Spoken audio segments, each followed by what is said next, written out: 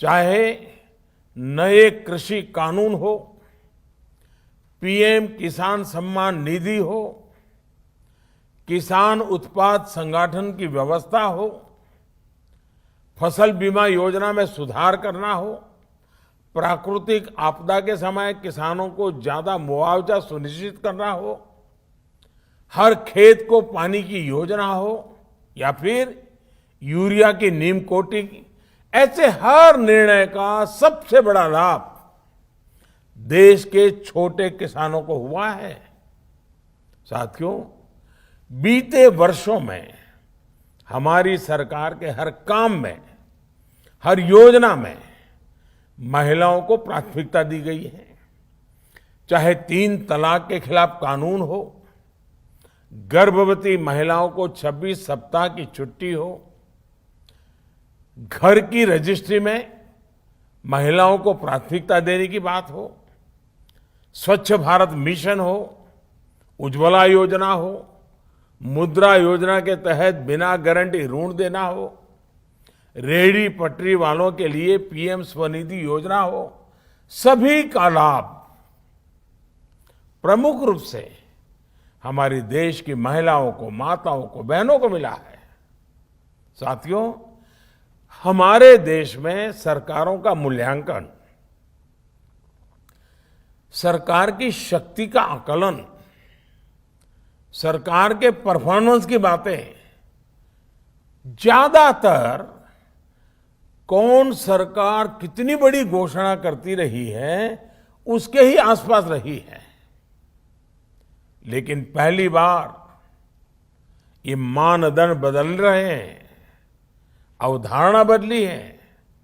हमारी सरकार का मूल्यांकन उसके डिलीवरी सिस्टम से हो रहा है। नीतियां भी, नियत भी और आखिरी इंसान तक उस निर्णय को पहुंचाना, उस सुविधा को पहुंचाना, हकदार को हक पहुंचाना, ये हमारी सरकार की विशेषता रही है।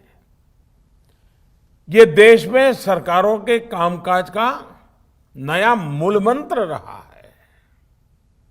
बावजूद इसके दुर्भाग्य ये है कि भाजपा अगर चुनाव जीते तो इसे चुनाव जीतने की मशीन कहा जाता है,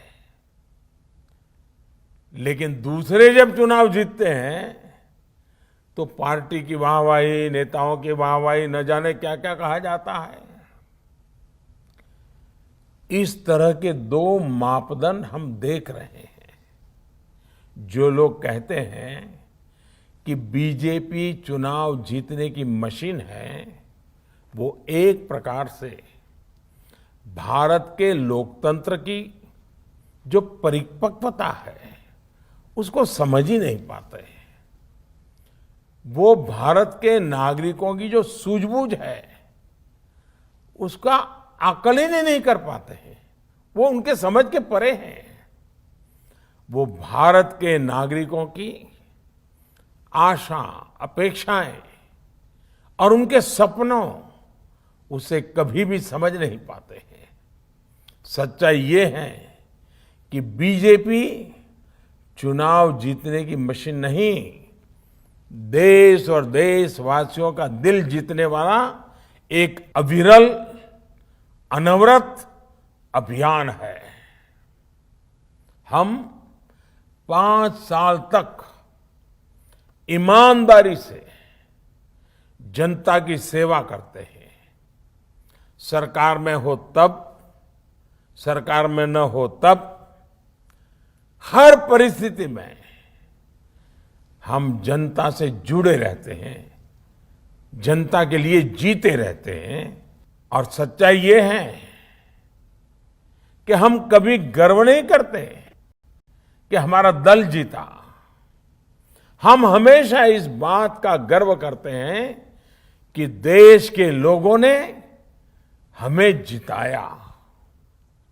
साथियों, अंग्रेजी में एक कहावत होती है, टिप ऑफ द आइसबर्ग। हमारी पार्टी में भी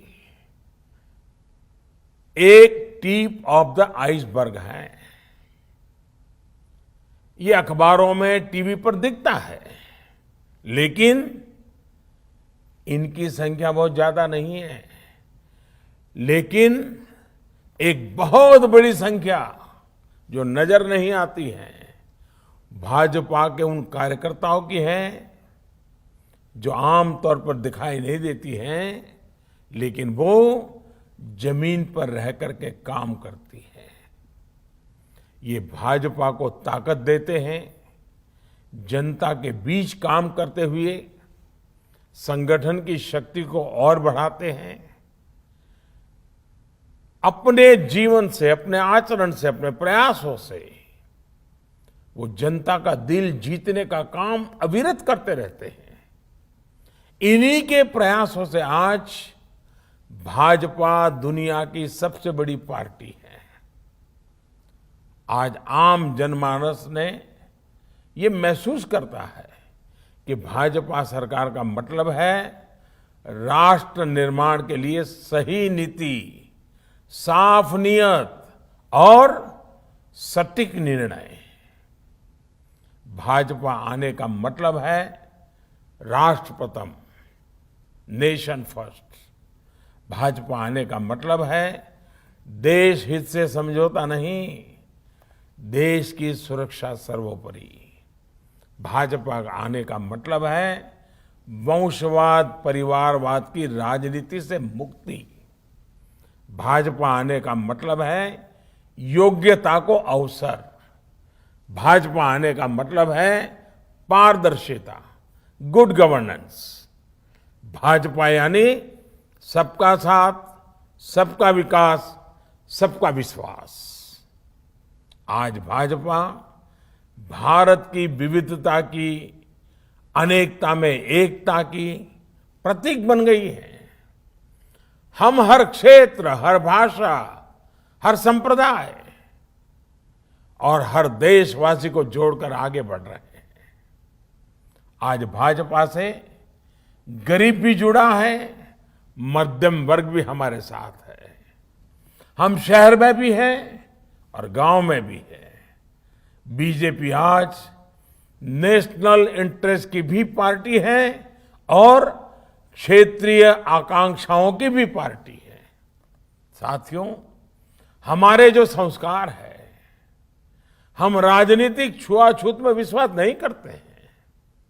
इसलिए हम सरदार पटेल को समर्पित स्टैच्यू ऑफ यूनिटी बनाकर गर्व महसूस करते हैं।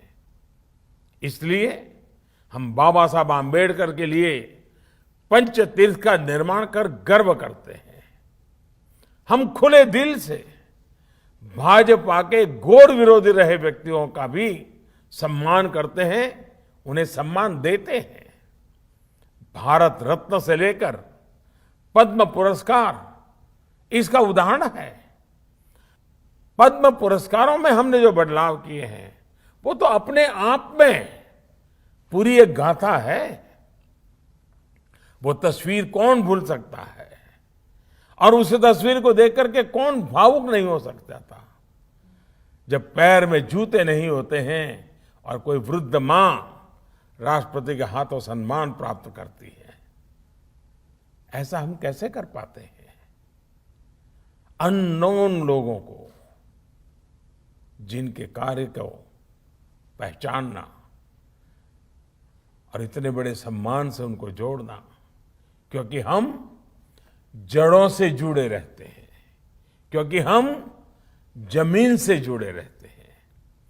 पद्म पुरस्कार सरकार का निर्णय तो है ही, लेकिन इस निर्णय के पीछे भाजपा की कार्यशैली और भाजपा के संस्कार है। साथियों, ये भाजपा ही है जहां कार्यकर्ता अपना तन, मन, धन देकर पार्टी की सेवा करते हैं। सैकड़ों कार्यकर्ता पार्टी के लिए अपना बलिदान दे चुके हैं। सैकड़ों कार्यकर्ताओं को मौत के घाट उतार दिया गया है। केरल और पश्चिम बंगाल जैसे राज्यों में हमारे कार्यकर्ताओं को धमकियां दी जाती हैं, उन पर हमले होते हैं, उनके परिवार पर हमले होते हैं, लेकिन देश के लिए जीना मरना, एक विचारधारा को लेकर के अड़े रहना, डटे रहना, यही तो भारतीय जनता पार्टी के कार्यकर्ता की विशेषता है। वहीं दूसरी तरफ वंशवाद और परिवारवाद का हश्र भी 21वीं सदी का भारत देख रहा है। स्थानीय आकांक्षाओं के सहारे जो स्थानीय पार्टियां खड़ी हुई, बाद में वो भी एक परिवार की, एक दो लोगों की पार्टियां बनकर रह गई। नतीजा आज सामने है। ऐसी पार्टियों ने जो नकली सेकुलरिज्म का नकाब पहन रखा था, वो भी उतरना शुरू हो गया है। सेकुलरिज्म का हमारे यहां मतलब बना दिया गया है कि कुछ ही लोगों के लिए योजनाएं, कुछ ही लोगों के लिए फेवर, वोट बैंक के हिसाब से नीतियां। जो सबके लिए योजना बनाता है, सबके अधिकार की बात करता हो, सबके लिए काम करता हो, उसे ये लोग कम्युनल कहते कहते थकते नहीं है। लेकिन सबका साथ, सबका विकास, सबका विश्वास के मंत्र ने आज इन परिभाषाओं को बदलना शुरू कर दिया है।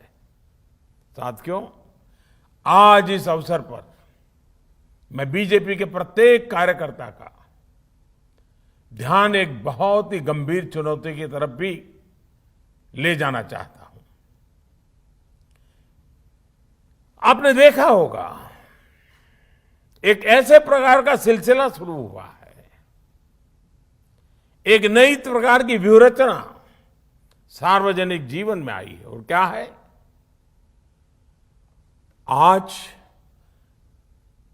गलत नैरेटिव बनाए जाते हैं। कभी सीए को लेकर, कभी कृषि कानूनों को लेकर, कभी लेबर लॉ को लेकर। बीजेपी के प्रत्येक कार्यकर्ता को समझना होगा कि इसके पीछे सोची समझी राजनीति है। ये एक बहुत बड़ा षड्यंत्र है। इसका मतलब है देश में राजनीतिक अस्थिरता पैदा करना। इसलिए देश में तरह तरह की अफवाहें फैलाई जाती हैं, भ्रम फैलाए जाते हैं, झूठ फैलाया जाता है, काल्पनिक भय की मायाजाल खड़ी कर दी जाती है। कभी कहा जाता है कि संविधान बदल दिया जाएगा, कभी कहा जाता है आरक्षण समाप्त कर दिया जाएगा, कभी कहा जाता है नागरिकता छीन ली जाएगी, कभी कहा जाता है किसानों की जमीन छीन ली जाएगी। ये सब कोरे झूठ होते हैं, लेकिन कुछ लोगों और संगठनों द्वारा इन्हें तेजी से फैलाया जाता है। हमें इस विषय में बहुत अधिक चौकन्ना रहने की जरूरत है। हमें बहुत जानकारी के साथ देशवासियों के बीच जाते रहना होगा, उन्हें जागरूक करते रहना होगा। ये काम कुछ लोग जो ये अफवाहें फैलाने का काम करते हैं, नैरेटिव बदलने का काम करते हैं, काल्पनिक भय खड़ा करते हैं, ये जो कुछ लोग हैं, ज्यादातर तो वो हैं जो अपनी पराजय को स्वीकार न कर पाने की वजह से करते रहते हैं। कुछ लोग अपने राजनीतिक स्वार्थ की वजह से करते हैं। कुछ लोगों की भाजपा से जन्मजात दुश्मनी है, इसलिए करते हैं। लेकिन ये लोग ऐसे कार्य कर रहे हैं जो देश को बहुत लंबे समय तक नुकसान पहुंचाएगा। इसलिए बीजेपी के हर कार्यकर्ता को सतर्क रहना है। इन लोगों की सच्चाई से देश की जनता को सावधान करते रहना होगा। साथियों, हमारे शास्त्रों में कहा गया है, भवन्ति नम्राः तरव फल उद्यमय, अर्थात जब फल आते हैं तो वृक्ष झुक जाते हैं। यही मंत्र हमारे संगठन और पार्टी का भी है। हमें सत्ता सफलता के साथ और नम्र होते रहना है, और नम्र होना है, और सरल होना है। हमारे लिए सफलता का अर्थ है नए संकल्पों की शुरुआत। हम कैसे देश के लिए कुछ नया कर सकते हैं, कैसे देश के प्रयासों का हिस्सा बन सकते हैं, इस दिशा में लगातार सोचना है। साथियों, आज जब देश आजादी के 75 साल पूरे करने जा रहा है तो हमारी ये जिम्मेदारी और भी बड़ी हो जाती है।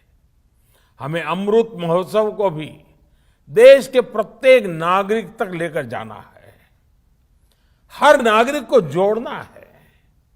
आजादी का अमृत महोत्सव अगले 25 वर्षों के लिए देश के लक्ष्य तय करने का अवसर भी है। देश के इन लक्ष्यों को पूरा करने में बहुत बड़ी भूमिका भाजपा, उसके कोटि कोटि कार्यकर्ता, उन्होंने विशेष रूप से निभानी ही चाहिए। इसलिए हमें भी अपने अगले 25 वर्षों के लिए लक्ष्य निर्धारित करने हैं, व्यक्तिगत भी और पार्टी की इकाई के लिए भी।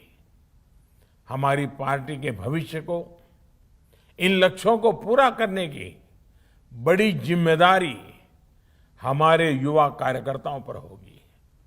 साथियों, भारत का जन जन और देश का कण कण हमारे लिए पवित्र है। उनकी सेवा हमारे लिए राष्ट्र सेवा है। सत्ता हमारे लिए इस पवित्र राष्ट्र सेवा का एक माध्यम है। पद हमारे लिए परिश्रम की पराकाष्ठा करने का दायित्व है। और हमारे लिए भाजपा कार्यकर्ता होना सिर्फ 2 शब्द नहीं है, ये हमारा जीवन मंत्र है। साथियों, अपनी बात समाप्त करने से पहले एक और बात आप सभी को पता है कि कल शाम को, यानी कि 7 अप्रैल को शाम 7 बजे मैं परीक्षा पे चर्चा करूंगा। आप सभी इस चर्चा का हिस्सा बने। याद रखिए, 7 अप्रैल शाम 7 बजे। और मैं चाहूंगा अधिक से अधिक परिवार, अधिक से अधिक विद्यार्थी मित्र इस संवाद में जरूर जुड़े और उनसे भी मुझे कुछ फीडबैक मिले। आप भी अपने सुझाव भेजिए ताकि ये परीक्षा पे चर्चा और समृद्ध होती रहे, हमारी नई पीढ़ी को ये बातें कुछ काम आती रहें।